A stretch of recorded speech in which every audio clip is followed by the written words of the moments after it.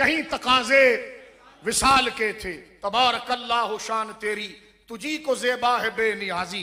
कहीं पे वो जोश लंतरानी, कहीं तकाजे विसाल के थे। बोलो आला हज़रत फरमाते हैं ना कि जब हुजूर महराज के लिए गए, यानी महराज का माना बुलंद होना है, बुलंद होना, तो हुजूर जो वहां पहुंचे तो ये आपकी हकीकी बुलंदी, ये अंबिया के मकाम की बुलंदी है।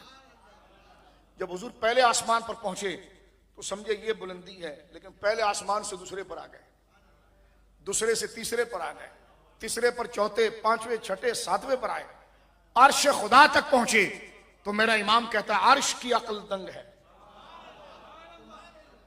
और चरख में आसमान है।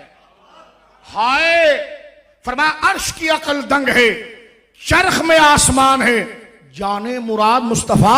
हाय हाय हाय हाय, अब किधर तेरा मकान है? रुकना कहां पर है आपने कि अर्श की अक्ल दंग है, चरख में आसमान है, जाने मुराद। हाय हाय हाय हाय, अब किधर तेरा मकान है? आप पहले पर शायद ये मकान है, उससे दूसरे पर आए, दूसरे से तीसरे पर आए, तीसरे से चौथे पर आए। ये कैफियत का नुक्ता इमाम अहमद रजा ने जिक्र किया। फरमा अर्श भी हैरान है और आसमान भी हैरान है कि इतनी बुलंदियों पर आते हैं, फिर वो बुलंदियां पांव के नीचे रह जाती हैं और आप और बुलंद हो जाते हैं। फरमा अर्श की अक्ल दंग है, चरख में आसमान है, जाने मुराद। हाय, अब किधर तेरा मकान है? बोलिए।